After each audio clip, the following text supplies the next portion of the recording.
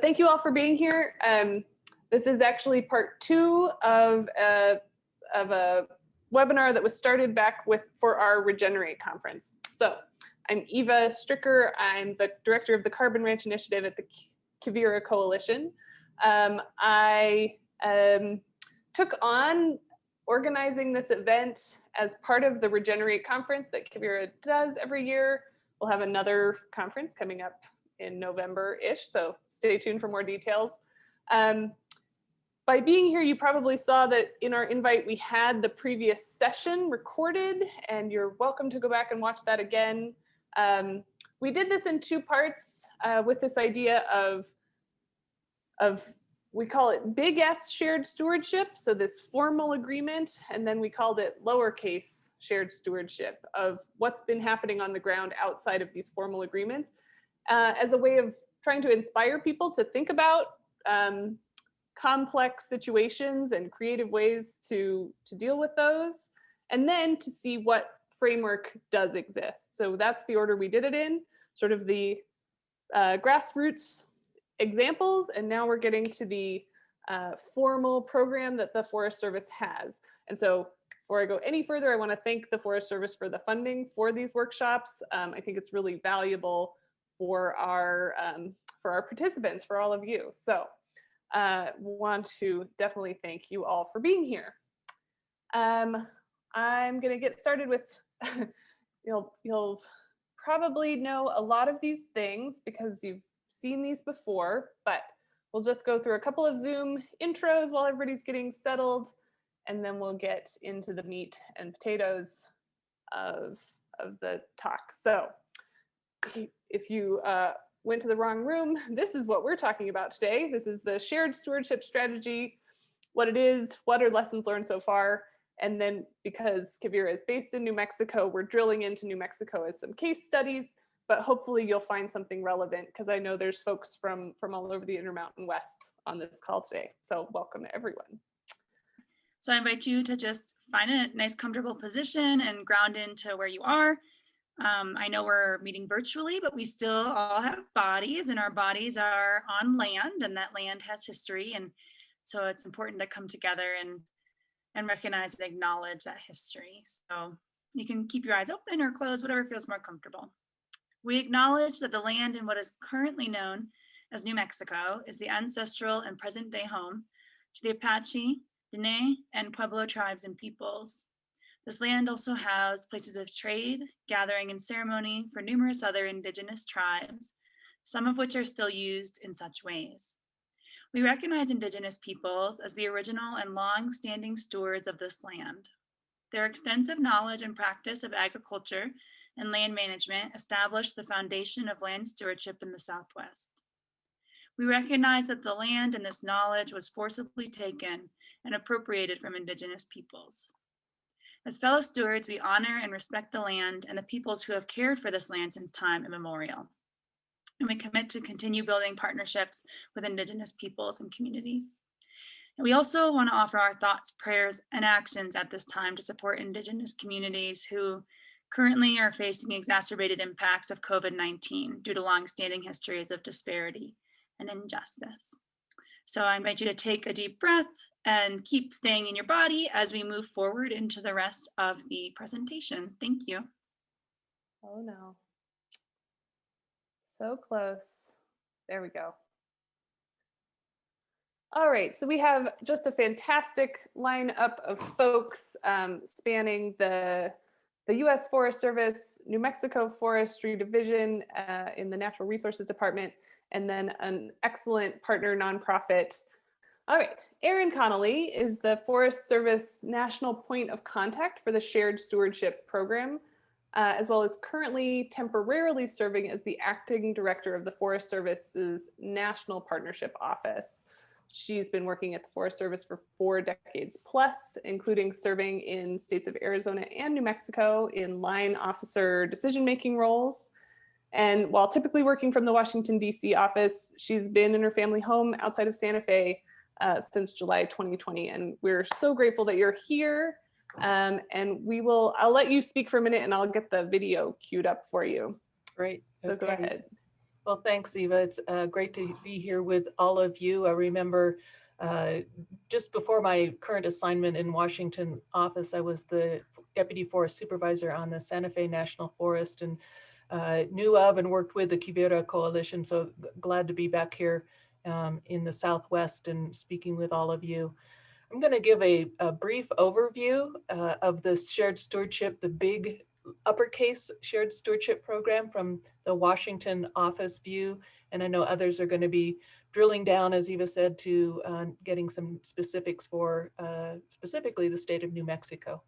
So first of all, I'll show my age a little bit in that when I grew up, one of the things that we used to do was to go to drive-in movie shows. And the first thing that always came on the drive-in movie show was a cartoon. So I'm going to show you a cartoon, although it's a serious and an informative cartoon about shared stewardship. It's about 3 minutes long. So we'll start off with that, and then I'll go into a little bit more detail.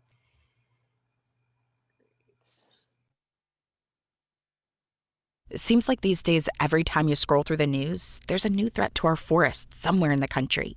You might be asking some tough questions, like, is this the new normal? How did we get here? And what can we do about it? For more than a century, the USDA Forest Service has actively managed a lot of public lands, around 193 million acres, and our motto is caring for the land and serving people. So we've been asking the same tough questions. And we're not the only land managers looking for answers. Other federal and state agencies, Native American tribes, and conservation groups manage and protect hundreds of millions of additional acres of land in the US. They want healthy forests just like we do, along with all of these guys. The stakes are high. Millions of Americans rely on these lands, from clean water and traditional ways of life to public utilities, family farms, and outdoor recreation. Countless industries depend on healthy forests. But we haven't made it easy on ourselves. After 100 years of putting out most wildfires, our forests are now overcrowded, full of insects and disease. And the truth is, our changing climate and growing population are rewriting the playbook for land managers. The answers are bigger than property lines, jurisdictions, and competing interests. Business as usual won't cut it. We all know that working together is the best way to accomplish something big. Here at the USDA Forest Service, we're determined to be the best partner we can be, so we've doubled down on how we collaborate. We call it Shared Stewardship. Shared Stewardship pushes us to think differently across every branch of our organization that will help us create healthier, safer, more productive forests around the nation for everyone. Shared Stewardship is anchored by 3 key principles. Number 1, big problems require big solutions. You can't use an umbrella to stop a tsunami. In the past, there's been great progress in taking care of small patches of land, but we need to work at much larger scales across entire landscapes to truly create healthy, resilient forests. Number 2, natural disasters like wildfire don't care about boundaries and don't stop at property lines. We need solutions that work across boundaries, regardless of who owns the land.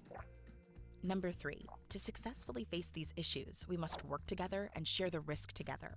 That's why we're working more closely than ever with states, tribes, and other landowners all across the country to prioritize the work we need to focus on first. At the end of the day, shared stewardship is going to help make the Forest Service a better partner in confronting the issues we are facing across the country, so we can all continue to enjoy and benefit from our amazing public and private lands, now and in the future. Learn more about shared stewardship by visiting our website. Great, thanks, Eva. And if we could go to the first slide after that. I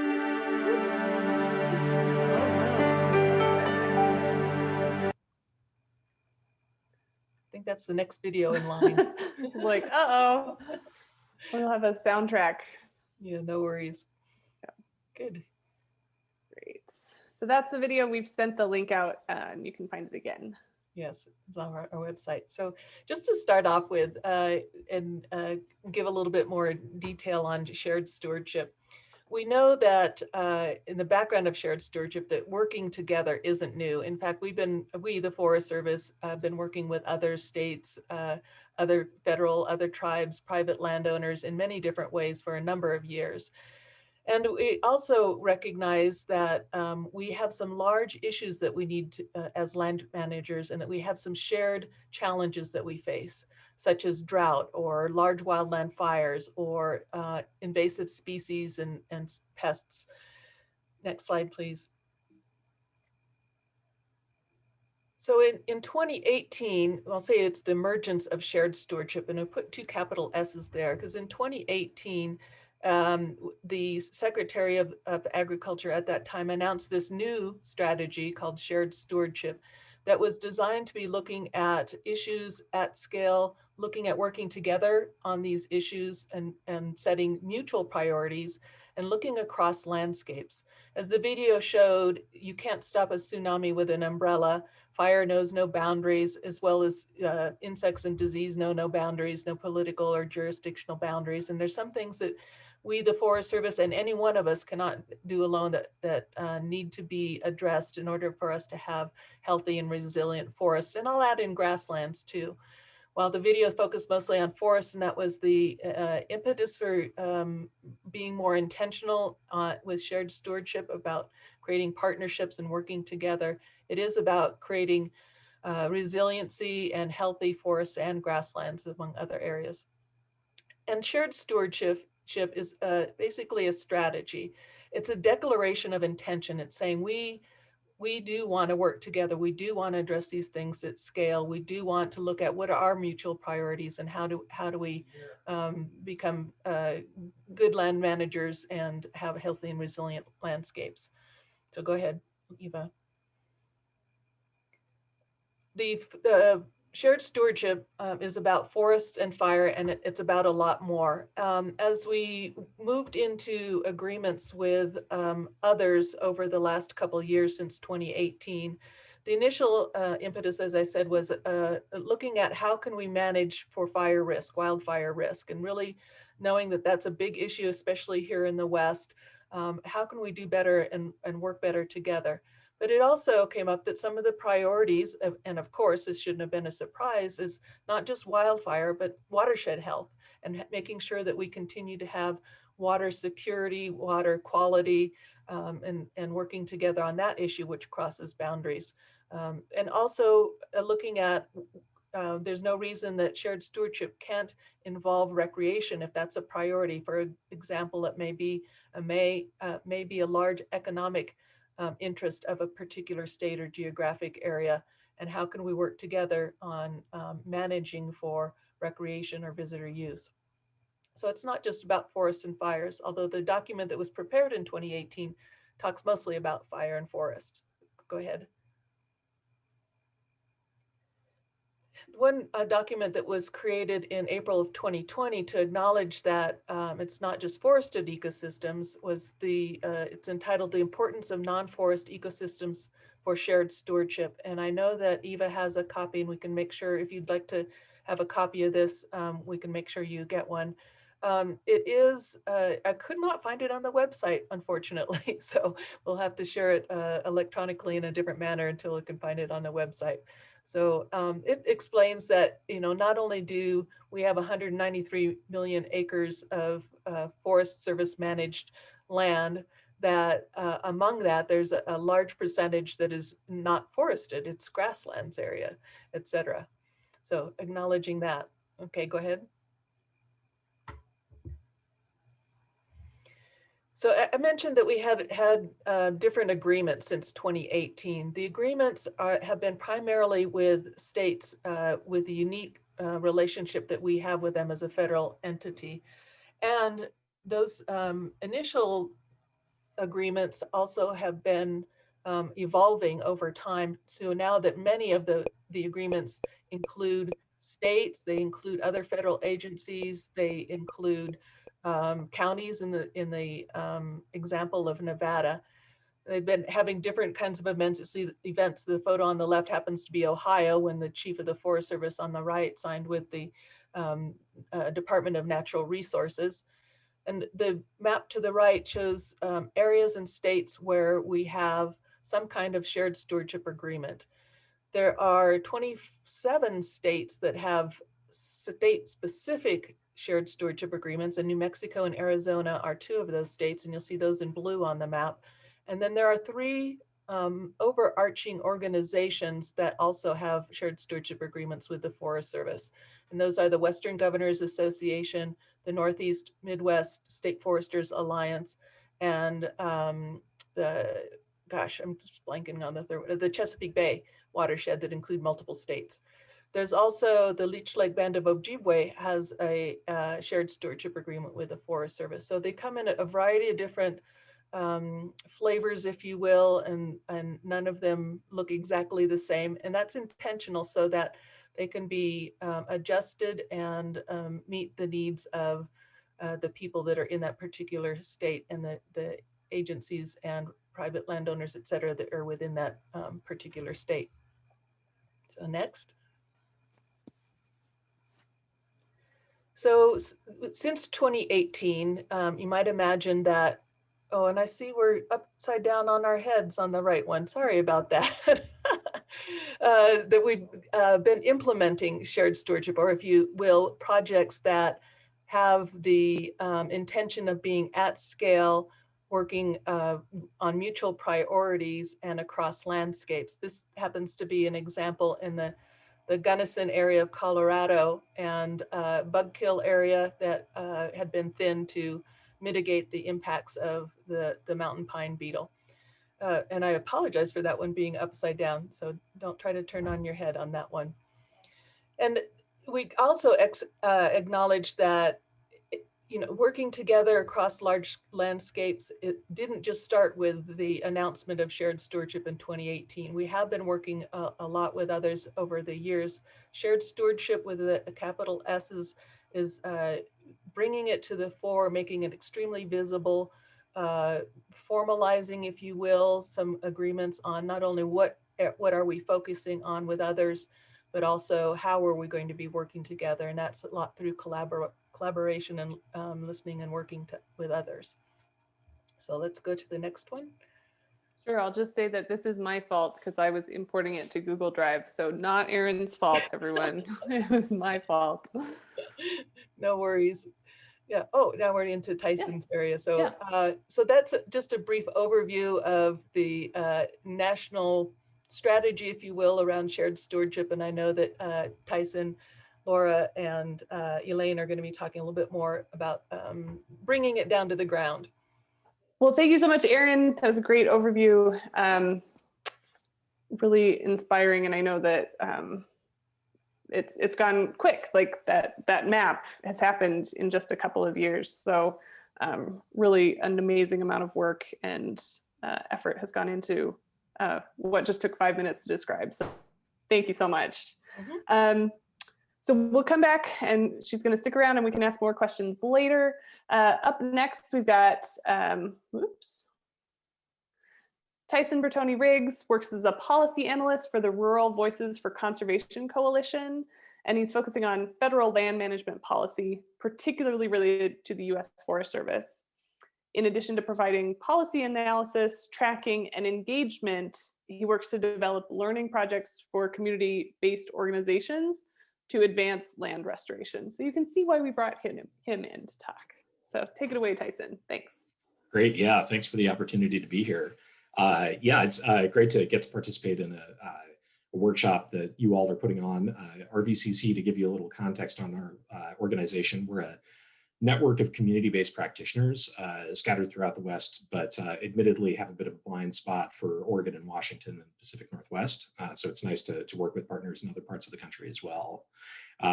We have roughly 80 community partners scattered throughout the West, leadership team of 11 Western leaders, and work in 9 different states. And like Ava was saying, our work, sort of like Kivira, is focused on helping land practitioners advance the work that they do, largely through leveraging and better understanding federal tools and authorities and programs. And so we do that work through 3 different pathways. We'll put on workshops and peer learning exchanges. We also research and produce learning products, and I'll reference a couple of those in this presentation. And then also we both do policy analysis and policy engagement. So try to work with agency leadership and congressional staff to help them better understand some of these issues as well. In terms of shared stewardship, our connection to it has been pretty much from the beginning, shared stewardship sort of with the capital S's. We have worked on a state and private forestry agreement to plug into the shared stewardship effort. In 2019, we hosted a workshop in Missoula, Montana for community-based partners to come and better understand shared stewardship, to interact with agency personnel, and then also to offer any thoughts and concerns. So provided that as a set of recommendations to agency leadership to think about how they can involve community partners. We've also worked on a white paper on partnership-based performance measures for the Forest Service under shared stewardship. And so that's a little more down in the weeds. And then beyond that, we have, and I have engaged in a number of shared stewardship venues in different states throughout the West. So I think that gives us a nice opportunity to see the initiative both from a federal perspective, sort of national perspective, and then also really start to see how it works on the ground or closer to the ground. And that's really my hope for this presentation, is to build on what Ellen was sharing and take that down and start to talk about where it connects to the ground, or sort of the ways that it can. And then we'll hear more detail about the New Mexico context. I should say too, any of the products that I mentioned, you can check those out on our website. So I encourage you to take a look. So perfect. Yeah, so we've already seen this image over here on the right. This is the Toward Shared Stewardship Across Landscapes. This was the August 2018 strategy that was put out. And to provide a little bit of context, in addition, I'd say that this in part was a document that came out of political circumstances. Congress had recently passed the fire funding fix, so that was something that locked down the sort of hemorrhaging of Forest Service funds into wildfire suppression. And they had also received in the last 4-ish years a number of new tools and authorities, including Good Neighbor Authority and a couple of categorical exclusions. And so there was a bit of a political context to the start of shared stewardship, in that I think it was an attempt to demonstrate to Congress that there was a real will on the part of the Forest Service to start to deliver on some of these new tools and authorities. And a key part that I would highlight here is that it was also talked about in terms of it being an investment strategy. And I think in a bid to get state level investment and state capacity into these efforts, it was really trying to set a table to name the size and scale of the problem, and then have everyone put in to be able to help solve it. And that's really kind of a unique and changed perspective for the Forest Service, I would flag. So it's a shift in thinking to think about treatments to accomplish overall goals, as opposed to simply sort of do business as usual year after year. Next slide, please. Great. So we already heard a little bit about this, but in terms of shared stewardship across the states, so it started as, like I said, a national and fairly political exercise. But as it started to roll out to different states, we started to see different emphasis develop in those MOUs. So again, fire risk reduction, forest management, insect and disease control were all core components, but we started to see other things emerge from the state level MOUs as well, including a focus on partnership and local economies, and then not listed on here, recreation, water quality as well. So in Washington, for instance, there's an emphasis on aquatic habitat and the ways that it intersects with forests, and then also broader than just forests. And RVCC had produced a bit of a summary of Western MOUs.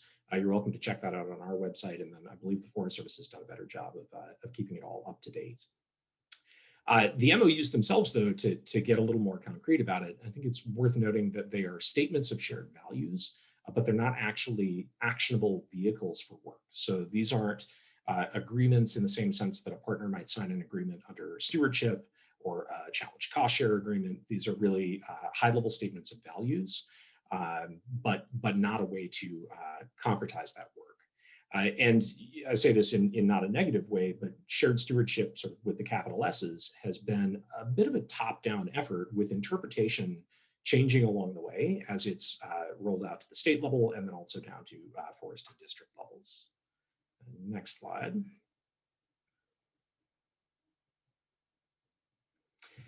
So apart from statements of value and these sort of signaling of new strategy, what does it really look like on the ground?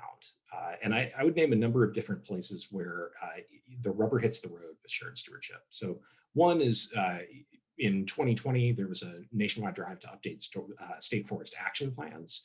These are documents that each state can craft to basically help with the allocation of resources under state and private forestry funding. And so that was one really concrete way where there was potential for directing funding through shared stewardship, or at least through a structure that was already in existence, but that shared stewardship was making use of. And secondly, states started to build roundtables for prioritization and discussion of some of these issues. Again, really variable. These look different state to state. In some cases, these were convened by a governor. They might have had sort of an attempt at balanced political representation. Others were more of the implementation and sort of planning partners, business as usual folks that were convened to try to tackle some of these bigger problems. So that also looked different. Thirdly, we did see an investment of state resources along the way. Arguably, this also predated shared stewardship as a sort of named project, but still important to note that did continue.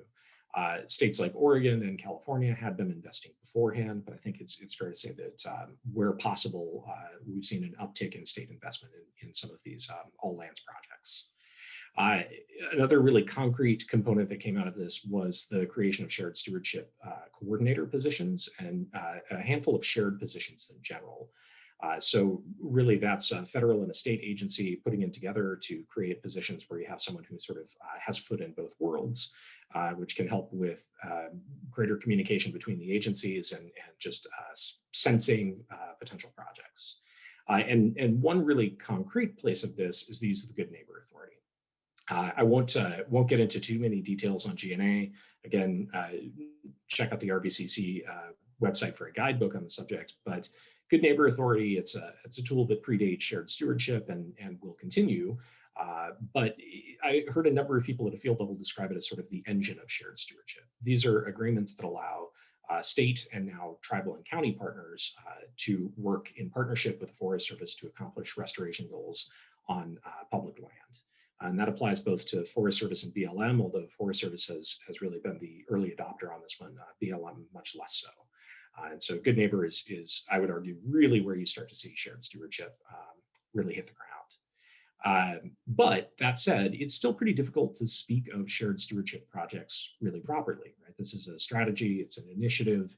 The agency, I think, has looked at ways to sort of collect data on what have been shared stewardship projects, but the planning time horizon is long, and so many of these projects that we're seeing hit the ground now are, frankly, from an era of planning that might have been before shared stewardship as a concept. And next slide. So what are some of the broader implications of shared stewardship? Apart from sort of where it's hitting the ground, this won't come as a surprise, but I think it's fair to say that we've seen a much greater communication between state and federal land management agencies out of shared stewardship. Again, tools like Good Neighbor have helped provide the opportunities for really field level staff to start to work together. But whether it's through that or shared positions or simply coordinating on the creation of MOUs, that has been a much greater level of coordination and cooperation. We've also seen a political and financial investment by some states, pretty variable, but I don't think that that's going to go anywhere under a new administration or shifting priorities within the agency. We've also seen a trend towards emphasizing state and federal partnerships, and that's a little bit of a shift from, I would say, the previous administration and previous context of Forest Service partnership, which often tended to default to thinking about collaboration at a local scale. This has really sort of pushed some of that sense of partnership up to a state level, with some discretion between states as to how much local partners are involved or the manner in which they're involved, I should say. And then there has come from this, I think, a long-term commitment to building lasting Good Neighbor programs from a state perspective, and hopefully others can speak to this better, but you do see the extra capacity on the state side to do work on federal land. It doesn't come from nowhere, right? And so there has to be a commitment to long-term projects under Good Neighbor. And then finally, I'd say we've kind of seen an emphasis shift towards implementation partners over planning partners. So again, it's a little bit related to that same shift away from local collaborative planning as being a major emphasis, and more towards finding partners who can actually do the work on the ground. That's definitely happened I think in partnership with this move towards simplified flagship targets. So those are acres treated and timber volume sold. But those things combined have really pushed towards an implementation focus instead of planning focus. Next slide.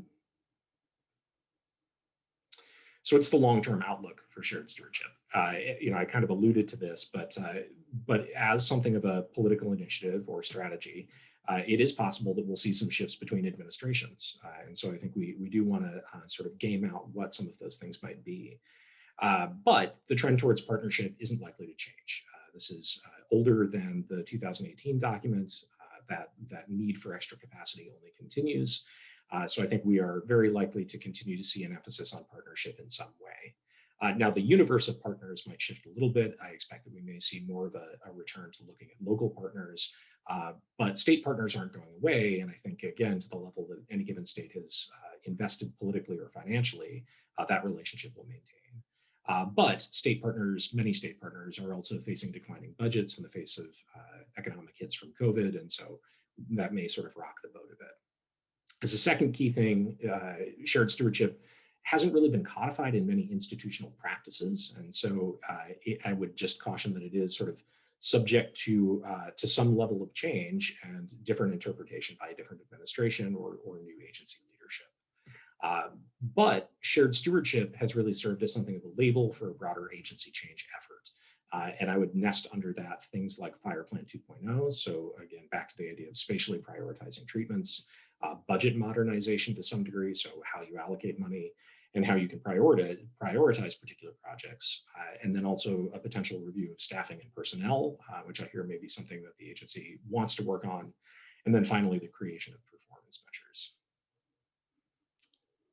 I think with that, I look forward to some questions, maybe now some, or maybe some now, and then I'm happy to do some at the end too. Yep, we've got a little bit of time. Great. Yeah, questions for Tyson. That's super helpful. I think, I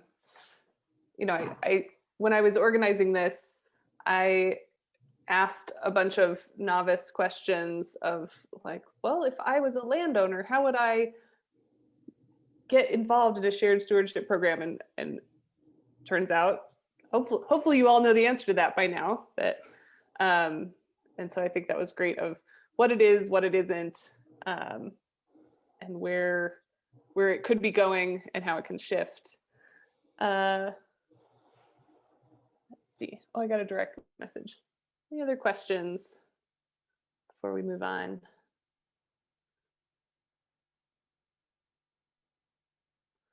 All right. Well, we've got a three-part shared presentation for shared stewardship. So grateful to have all of these people here. We've got Elaine Corman is serving as one of 2 deputy regional foresters for the Southwestern region, which includes New Mexico, Arizona, and West Texas and Oklahoma. She's started this position in 2018 after 5 years as forest supervisor for Cibola National Forest and National Grasslands in New Mexico. And she's started as a wilderness ranger in Paxton, Oregon. So we've got, again, this good Oregon connection here, and numerous positions at all levels of the Forest Service. Welcome, Elaine. Laura McCarthy is the state forester of New Mexico, and she's responsible for fire management of 43 million acres of state and private and statewide forest restoration programs. So no big deal. Just all in a day's work. She was associate director for the Nature Conservancy in New Mexico and a manager for Rio Grande Water Fund. Her prior work includes more than a decade with USDA Forest Service as a firefighter and planner in California. We got East Coast, Vermont, and New Hampshire. So Laura's professional life was altered by the Cerro Grande fire in 2000, which is a big deal, and that fostered her interest in fire and forest restoration practice and policy.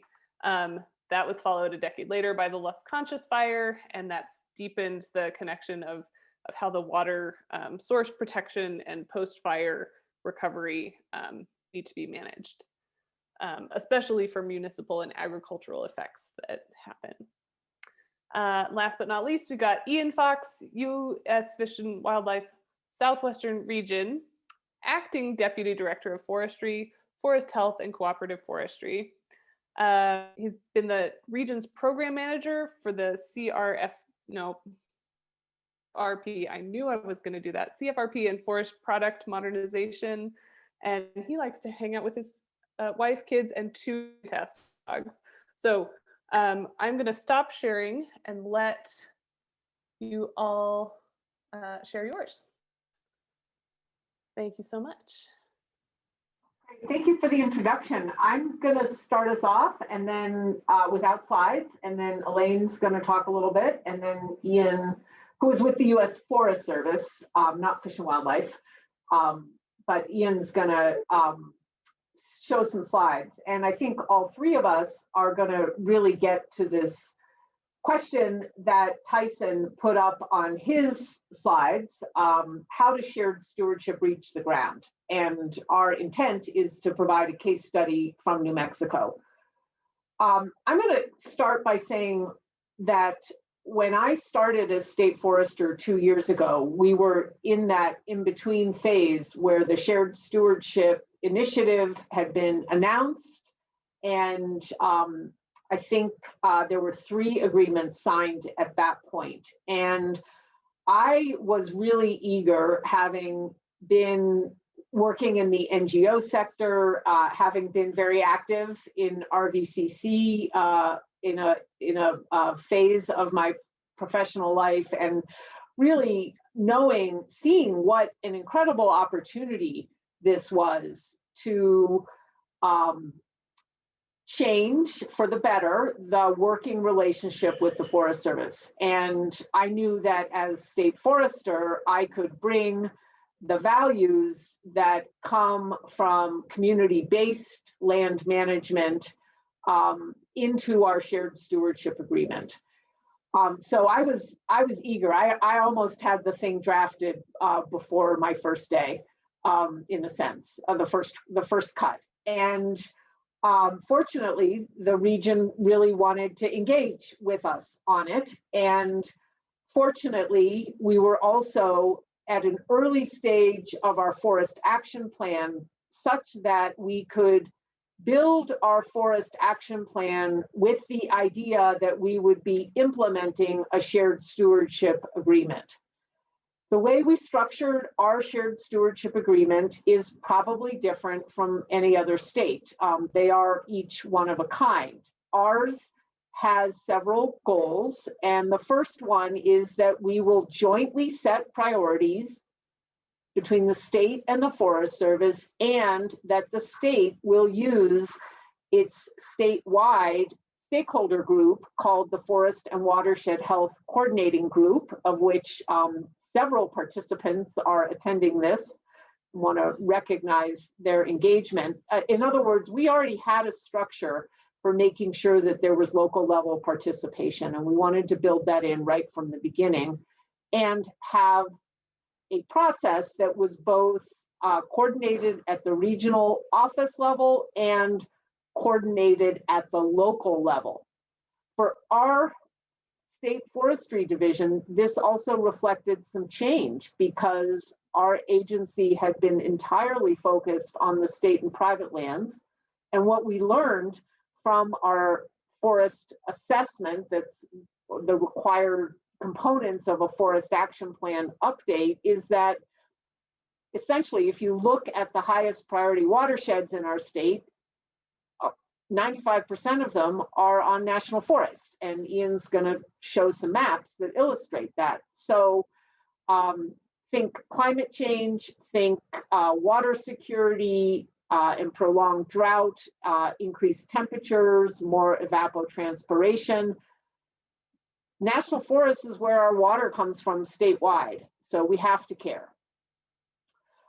At the same time, the governor who appointed me and who is very committed to climate change, her third executive order was creating a climate change task force and directing our agencies to work on climate change. So that was another opportunity to use shared stewardship to achieve some of the goals of our executive branch.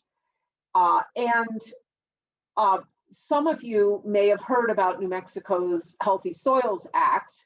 And so that's relevant here because there are a lot of different ways to get project work done on the ground. And one of our goals for shared stewardship is that we have very close interaction between the funding sources and the projects, and that we're not a rich state.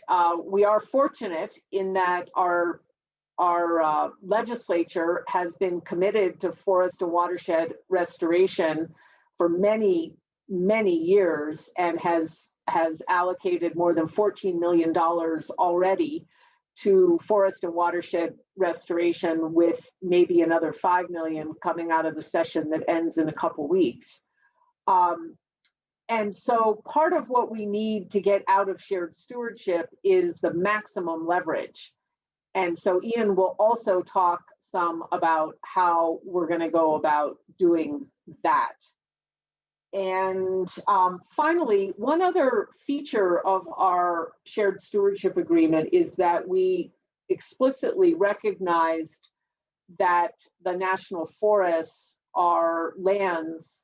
Well, really, the whole state is lands, as was pointed out in the opening prayer, that the whole state is lands that were taken from indigenous people.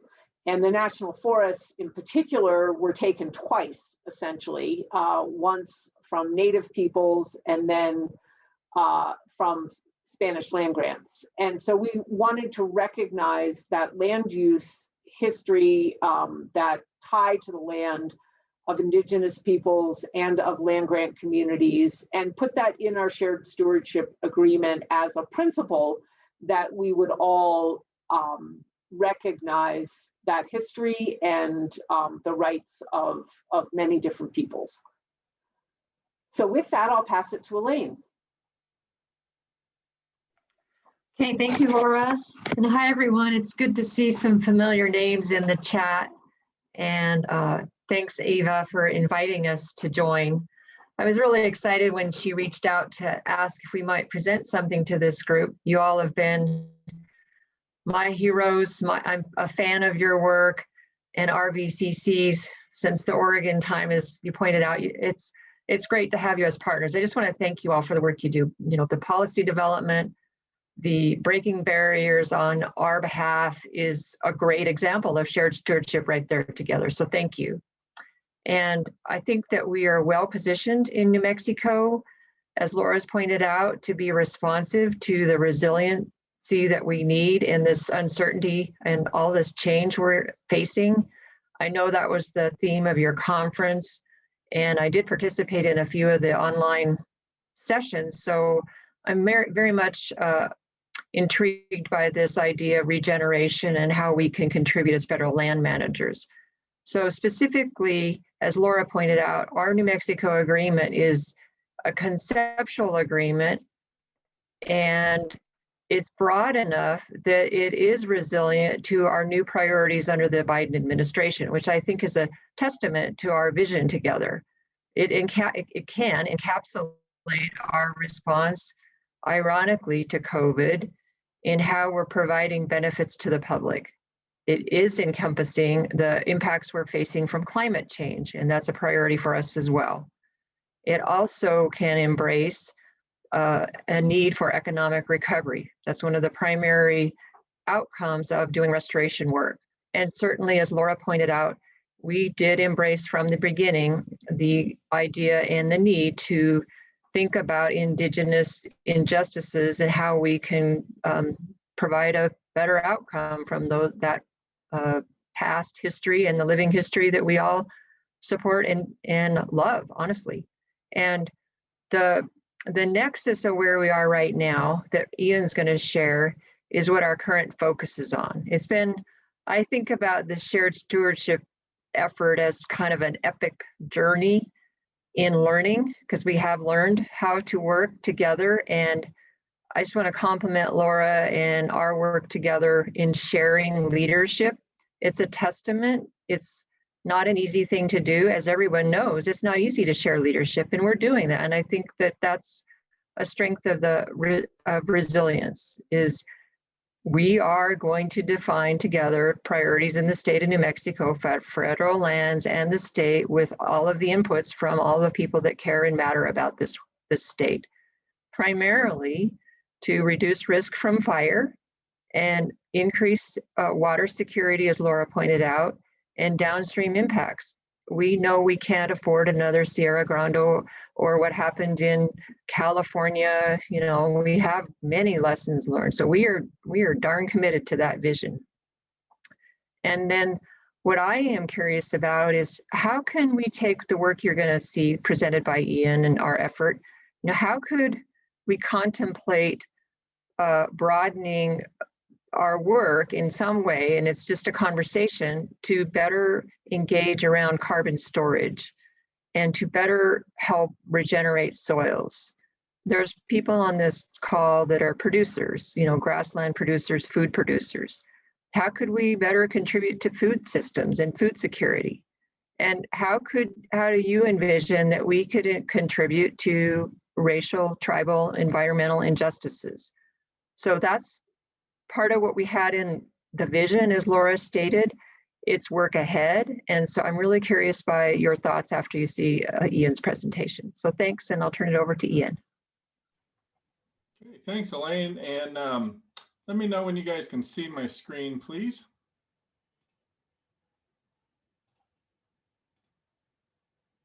Are you able to see? Yes, we're seeing it. Not, there we go. Now it's full size. Perfect. Okay, great. Thank you. And yeah, there again, Ian Fox with the Forest Service. And thank you for allowing me to be here today. And what I'm going to share with you is just kind of where we're at presently with shared stewardship in New Mexico. But I want to start by kind of showing you how we got to where we're at. So we've seen this picture in the other presentations, the Toward Shared Stewardship Across Landscape publication. And what I'd like to really point out here is there's, let me move my box around here a little bit. There's three, whoops, can't get this box out of the way, sorry, just a second. Okay, there we go. Sorry about that. So there's three core elements associated with the strategy. The first is determining management needs on a state level. The second is doing the right work in the right places at the right scale. And then the third, using all available tools for active management. And, you know, Tyson talked about good neighbor authority and different things there. So what I want to show you is how we in New Mexico have moved out on this. So some key dates.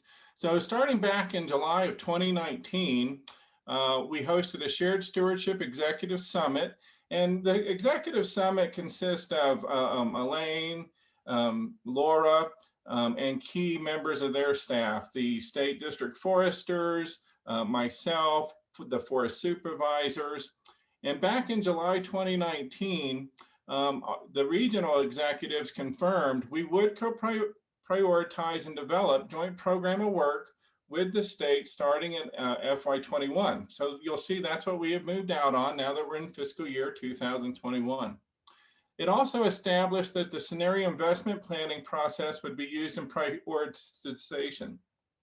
The scenario investment planning is described in the August 2018 publication, and it talks about how to use that spatial analysis to derive priorities and areas at risk on the landscape.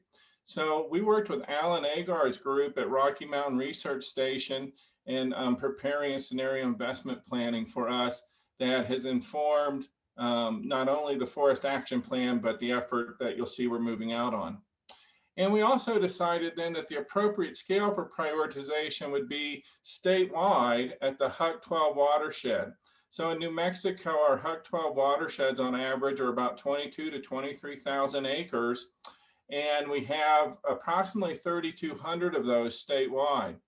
And you'll see that through our scenario investment planning, we were able to really target the highest top 500 at-risk HUC 12 watersheds, and you'll see some maps on that.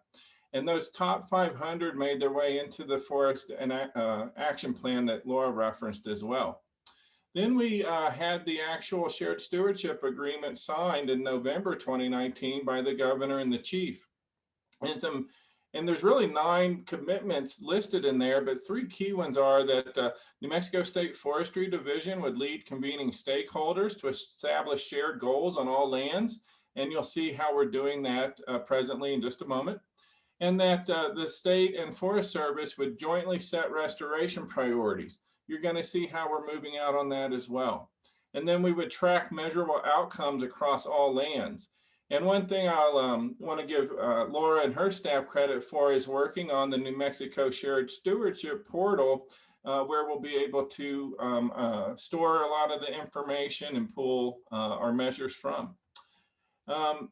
Then, as Laura said, they started doing the forest action plan assessment mapping and data gathering back in spring of 2020. So from there, we started our New Mexico Shared Stewardship investment planning. We have a draft general technical report that was finalized in April 2020. That will be published soon. It's just in the stack getting worked through. So the final draft is available, and just know it is stamped draft because we're waiting for publication. But in there, we used the data from the Forest Action Plan assessment. We supplemented that with regional data we had, spatial data we had. And like I said, we identified the top 500 HUC 12 at-risk watersheds through that process. Then in September of 2020, the Forest Action Plan was posted, included the shared stewardship and the 500 priority landscapes. Then in October, we had another shared stewardship executive summit. And we came together, Forest Service, State Forestry, and New Mexico Game and Fish. And what we did is we identified all the agencies' ongoing restoration projects and the National Forest 5-year plans spatially. And we were able to map that across the state to determine where those ongoing efforts aligned with the high priority at-risk HUC 12 watersheds. And through that, you'll see how that informed the development of the draft shared stewardship priority landscapes. So we had a small group work on that from November through January 21. And we have recently moved out on and provided statewide a priority landscape review and focal area development process. And this is where we're really at now, and I'm going to come back to that in just a moment. Here's just a picture of the signing, the governor and the chief signing our shared stewardship agreement.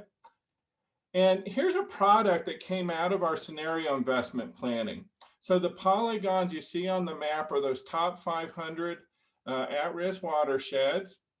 And this represents, in our scenario investment planning, we determined that we really wanted to hone in on areas that were at risk to communities, biodiversity, and water. So this map represents the highest areas of priority when considering just risk to communities.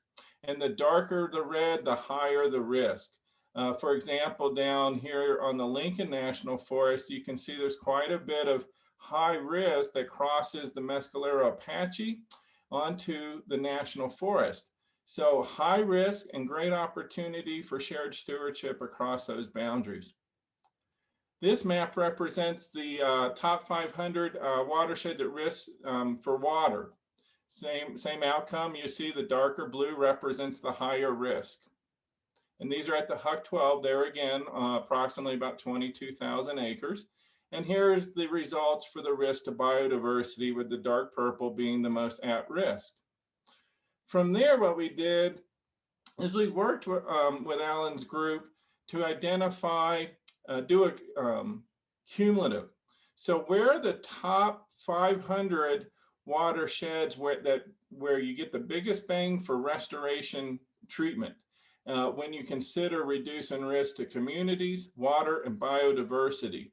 This is the results of the top 50, but we mapped that for the top 500.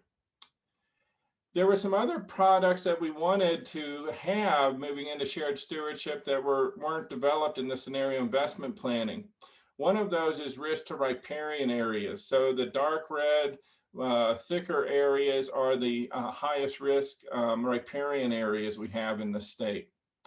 We also wanted to recognize where we had the highest risk to climate vulnerability, as represented here with the orange. What you can see here too, the red hatch areas are actually the National Forest 5-year plan areas. So you can start to see how we have some alignment going. From there, that top 500 cumulative. So the dark blue here represents the highest at-risk HUC-12 watersheds to biodiversity, communities, and water. What we did back in October, when we had the National Forest, Game and Fish, and State Forestry all together, we identified where everyone was currently working. This map is, the resolution's difficult, but there's some, you can see where the National Forest projects are across the state. And at this scale, you can't really see it, but there's the green represents where the state is working. And so you can see where we have overlap with those ongoing efforts on these high priority at-risk watersheds. From there, we were able to map, kind of represented with this orange, it's hard to see, our top 10 shared stewardship priority landscapes. They are represented, 9 of them are represented with the stars, and you can see how those are across the state. And then our 10th priority landscape are our riparian areas, which have 3 subsets as represented by the suns, if you will, here. And so with that information, what I did is I zoomed in here around the Taos area. And what you can see is the outline, the gold outline is our enchanted circle shared stewardship priority landscape. You can see the red here represents where the Forest Service is currently have projects. The green is where the state currently has some projects. So you were thinking, you know, with the connection to the Forest Action Plan, we're looking at a 10 years of really trying to hone in on and hit these high priority areas. So with the alignment we have with the ongoing work, these numbers represent the actual priority ranking of the HUC-12 watersheds. So you can see there's an abundance of HUC-12 watersheds in these landscapes. So how do you really hone in on and pick those focal areas to work? Well, one, we know where we're currently working, and we can see where that aligns with the highest priority watersheds. For example, here, the Carson has a project. It overlaps with the 16th highest priority watershed, the 25th, 27th there. And so right out of the gate, we have opportunity and need. We have ongoing projects aligned with high-risk watersheds. So out of the gate, we can have successes. From there, looking out across the 10 years, where would you go with additional planning to get ahead of the other priority watersheds? For example, around Angel Fire, we have the 15th highest priority watershed, and we have the 6th highest priority watershed out here going towards the Ski Valley. Currently, there's no activities. So what this could inform there locally is a rationale for where the next outward year planning effort could start. So we have some short-term, mid-term, and long-term goals associated with right now. We have rolled out the shared stewardship priority landscapes. We're asking the state district foresters and point of contact at each national forest to work together to convene local stakeholders and collaboratives to review the mapping we've done, see if there's anything we've missed, adjust those boundaries slightly, but more importantly, really take a hard look at the watersheds within there and develop focal areas based on those priorities. And so by April 2020, we'll work with existing restoration collaborative stakeholders to gather and use local data to further refine and confirm the boundaries of those top 10. and identify at least one focal area within each landscape for targeted treatments. Our midterm goal over the next 2 years would to be identify projects or cross-boundary where appropriate, and within the focal areas, and align resources and planning efforts to implement targeted treatments. The goal is to have at least one planned project identified for each priority landscape. But you can see with that alignment with ongoing work already, we think we will be able to jumpstart that effort. Our long-term goal would be the work would continue with feedback and support from local stakeholders and collaboratives, and guide restoration activities and planning needs for the next 10 years. Where we hope to arrive is clearly defined steps needed to implement projects and achieve restoration objectives on the ground, and all focal areas should have projects identified for treatments. The process for that would be multi-tier. The first tier is to finalize those top 10 priority landscape boundaries, like I said, and identify areas where we can maximize restoration investments in focal areas over the next 10 years.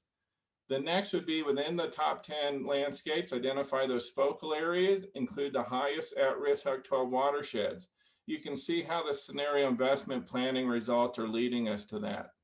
And then within the focal areas, being that HUC 12 watersheds, identify projects for strategically placed restoration treatments. We don't have to treat the entire HUC 12. We can treat 30 to 40% of it strategically and change that overall condition. And so some examples of spatial information we're asking the local people to look at are, WUIs, key ingress, egress routes, areas to mitigate post-wildfire debris flow, look at your developed rec and high use areas where it helps the local economy, the special use areas as well with local economy and other critical infrastructure. And so we actually have provided a 4-page table that references additional spatial information that's available for the local people to use in identifying that. And at the end, we hope for, landscapes that look like this, very thinned and restored, and that can, where we've reduced the risk to communities, wildfire, and water and biodiversity. That's all I have. Thank you. All right, thank you so much. I heard those maps all day, and judging by the chat, other people could too. So that's our question: is there a link somewhere, or will there? Well, so there's a ton of spatial information and maps, and so those have all been rolled out there locally. So each shared stewardship priority landscape has a state forestry person assigned as a point of contact and a national forest person assigned as point of contact. We have recently provided all of those points of contact, all the spatial information, references, and tools to lead local collaborative meetings to do all of that additional mapping. So if folks are in New Mexico and interested in participating, we really would like to get you tied in with those local points of contact. And that would be the best way. There is a ton of information here, but we can get it to the group other ways as well.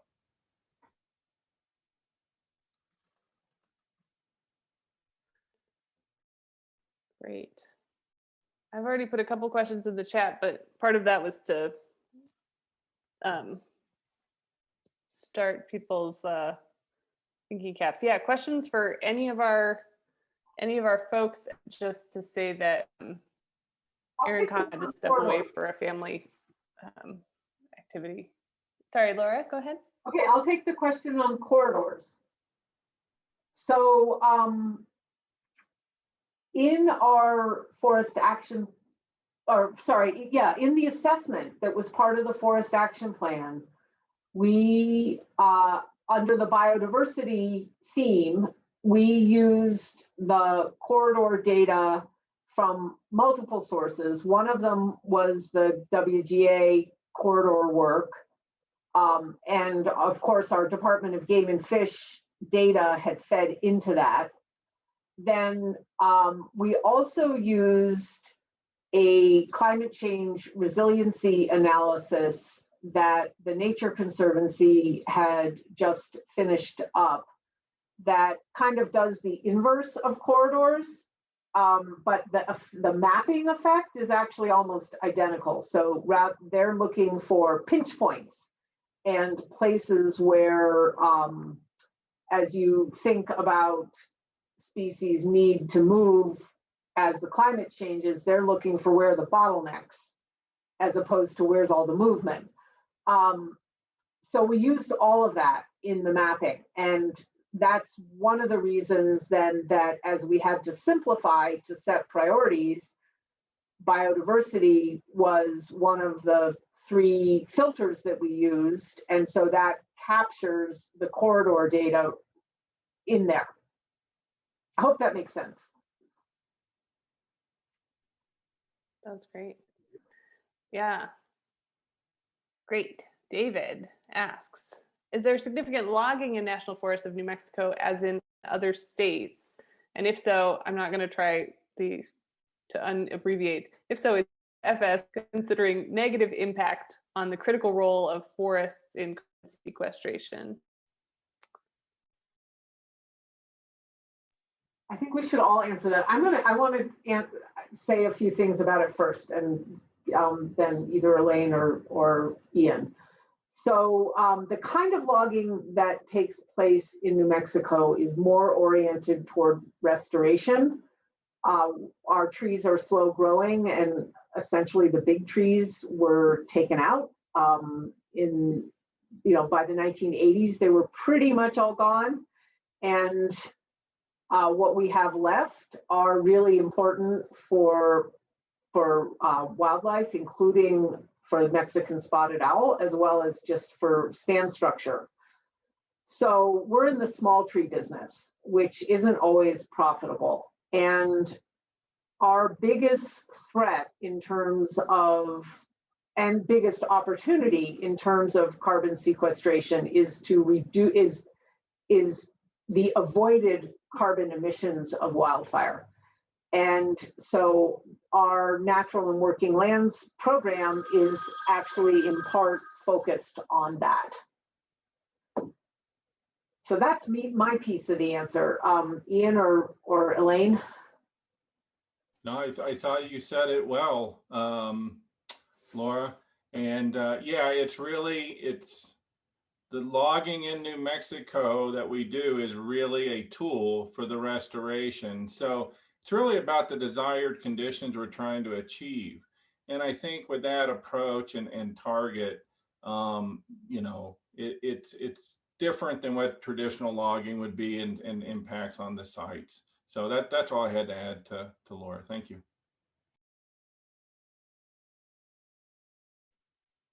Yeah, Elaine, did you have anything you wanted to add? No, they covered it. Thank you. Great.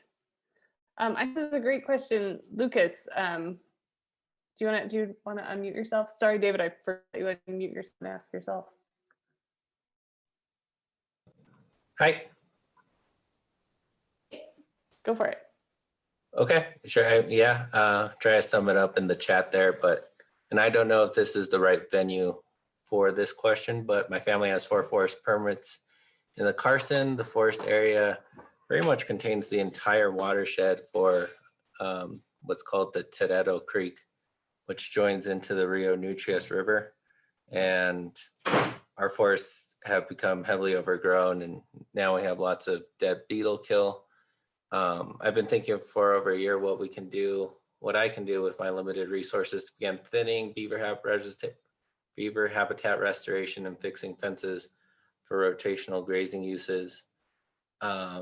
So yeah, there's been a lot of really good information presented here. My question is, where can I start? And yeah. Oh, I'm so glad you spoke up. And that's, you're totally asking the right questions. And this is a good place because we can illustrate process a little bit with your question. So it happens that the Rio Nutrias is part of the Rio Chama watershed and is one of the 10 priority landscapes. So it would be great if you chose to participate in the local outreach process that Ian was describing. And the way to get information about that is to go either to the Carson National Forest and ask about the shared stewardship point of contact and process, or to go to the New Mexico Forestry Division website and get in touch with the Chama district, which is the lead for this on the state forestry side for the priority landscape, where your for permits and ranch are located. And in terms of the projects that you're thinking about, one of the outcomes might be that you get put in touch with people who have funding programs and grant opportunities that can help you not just plan your project, but get some cost share money for it. And sorry, one more thing. We are in the process of designing a shared stewardship portal that would be an online place that you could go where you could zero in on Torero Creek and see what other projects have taken place, what projects are planned, and then be thinking about how your projects would be contributing to the overall goals, and have contact information for people that you would collaborate with. Okay, that's helpful. Thank you. I'll start at those two places. I put Jax Lewis's name in there for you. He works at the Carson National Forest. He's their assigned point. I'm so glad you asked that question, Lucas, because I think I've heard a bunch of other people with that same question. We're the one brave to ask it, so gold star. I want to quickly go to Tyson and just you introduced us to what's happened other places, and then we got the detail. Do you want to put that in context of what other folks are doing, and is New Mexico wildly different or what's similar with other processes? Would be great. Sure, yeah, I can try to do that. I think New Mexico has been really uniquely committed to the spatial prioritization process, and really I think is leaps and bounds ahead of a lot of places. It's not to say that other states haven't taken a stab at prioritization, but not necessarily at a state scale. They've tended to pick sort of hot zones of where they want to see work happen. Idaho has been pretty good about doing that. Other states may not have kicked those efforts off yet. So yeah, I think New Mexico is doing quite well, and I think the next tricky thing is probably to turn to some of the implementation of that prioritization. I know that's been tricky for a lot of states. Thanks. I'll keep asking questions until we get one. I'll ask one more question, and then we did want to just do fair breakout groups, just so you're interested in this, and so you can talk to each other briefly. But I'd love to hear a little bit more about that shared stewardship portal and data sharing. At least for Kavira, data sharing and information sharing is really important. So how do you guys set that up, and what's been important in that, the consideration of that? Maybe Elaine, we haven't heard from you. The hot seat. Well, the portal is I would say, it's a fascinating concept because we started it 7 years ago, I think, Laura, Ian. It was a vision to share priorities across the state, to do matchmaking, honestly, with a database for leverage. And here we are. Now I'm just kind of reflecting on it. We're all in different positions, but we're still working the same idea at the state level now. And here we are pulling it off. So the portal is the evolution of that for producers and other landowners to be able to put their priorities in there. Laura, you can share more about that. No, you're absolutely right, actually. And we were able to hire a contractor who has already built portals for other states. I think they've done 20 of them already.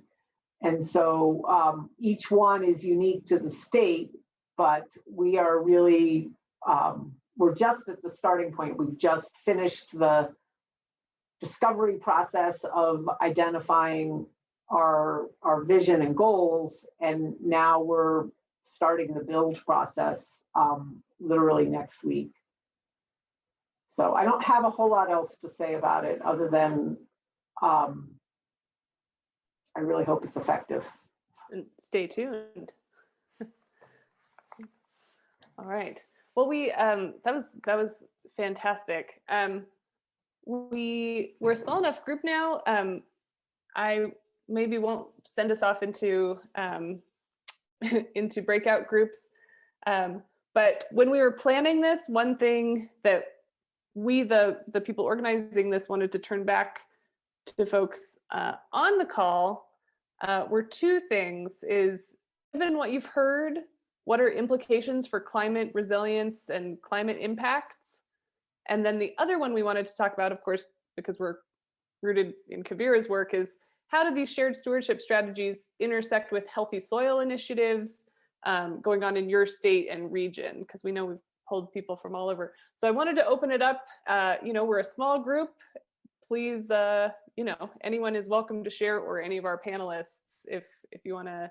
But we do want to give you guys a time to reflect and share your information and knowledge, which, as we know, is vast and on the ground and interesting. So I put those two questions in the chat. I'll repeat them one more time. Given what you've heard, what are implications for climate resilience or impact? And then how do these shared stewardship strategies intersect with healthy soils? That you can see. Give people a minute to think. So I have a thought on Go the for it. first question. And,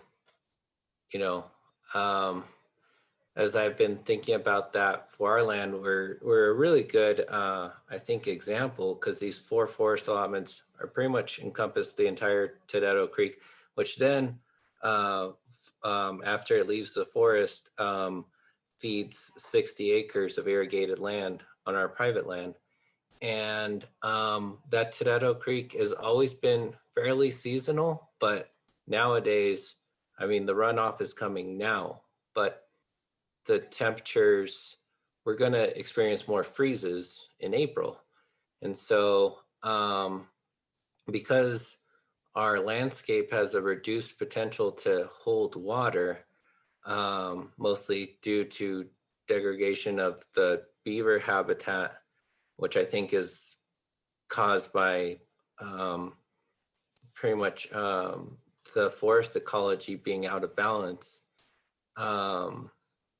has downstream effects on how long of an irrigation window we have. And that has basically, that lowers our resilience for climate change events.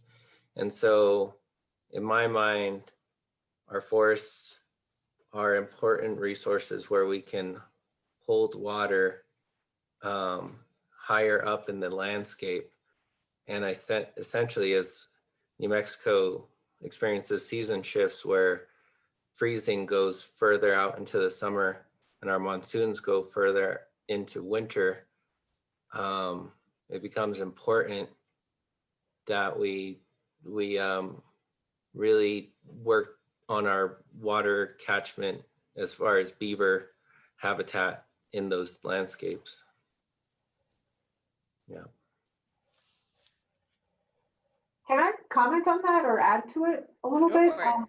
I think you are so right. And if we don't do something to restore the water holding capacity in our headwaters, we're really going to be in trouble, bigger trouble than we already are.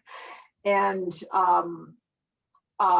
I'm excited that the Forest Service was able to complete the Northern New Mexico riparian restoration EA, which should allow on the National Forest side for them to do a lot more restoration projects. And on the private land side, I've tasked a person, Carmen Austin, who's in a position called climate change specialist, with going through that entire EA and all its appendices and pulling out the pieces that are most appropriate for private lands, in part as training for our division staff who are not used to doing the watershed restoration side of projects, but also as a tool and resource for private landowners. So, you know, maybe we can work together and pilot something, because, you know, capture your interest and energy and put it together with some of our programs. I'd really like that. I mean, I have a lot of ideas of, I mean, we talk about thinning, but one thing that's been on my mind a lot is what's the most efficient way to turn all that down wood into soil? And I think in New Mexico, you have to bury it. Maybe even bury it on contour, like in a trench, because otherwise, I mean, you can take it out, you can burn it during the winter and stuff, and that's useful. But like, it's a resource that in the Pacific Northwest just easily gets turned into compost because of how their weather is. But in our dry land, I wonder how to make best use of the resources that are there and convert them into soil. But yeah, I mean, I think there's a lot of testing and hypothesis and experimentation we could do.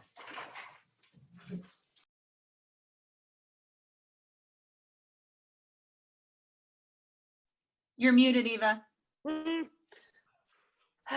Yeah, I'm talking about. Yeah, exactly. We were talking, you know, and it's this focus on fire, it's this focus on water, and then, but it's so easy to take that next step and think about soil across these big areas. And we know we need to, you know, like Erin talked about, think at scale for problems that are happening at scale. If I may, just to tag Please. on. So that's what, you know, it's really a great question. And I think it's a key thing to highlight as we look at our shared stewardship priority landscapes. You know, it's not just thinning and burning. You know, it is all those other activities that fully really restore these areas and stuff. And so, and these upland watersheds are so key, you know, and that full suite of restoration activities needed. So that's why we took it a step further. We identified riparian, at-risk riparian areas. I showed you that map and the climate vulnerability. And so I really, there again, Lucas and others, just really want to encourage you to engage there with those local folks. That's where you really, your voice is going to get heard. You're going to get that input into these landscapes, and then those HUC 12 focal areas, and furthermore, those strategic needs within those. And so very valuable insight that just needs to get incorporated there in that local conversation. The points of contact are going to bring that information back up to the executive summit level that I shared with you guys. And then so we can, you know, look at that, assess that, and figure out the path forward. So very good points, Lucas. And I don't want folks to think that thinning and burning is all we're talking about. It's that full suite of upland, forest, and woodland restoration. So thank you. That is fantastic. I am not going to keep us on Zoom a moment longer than we need to be on Zoom. Just huge thank you to everyone who came on and talked, and the brave souls who asked questions, and the brave souls who participated by listening very intently. We appreciate all of you so much. Have a wonderful, and yeah, hopefully this, I really liked where we did that. Yes, this is an agreement between the state and the federal level, and there are places where people can get involved at the local level and have an impact from both top down and bottom up. So very inspiring. Thank you all so much, and have a lovely afternoon.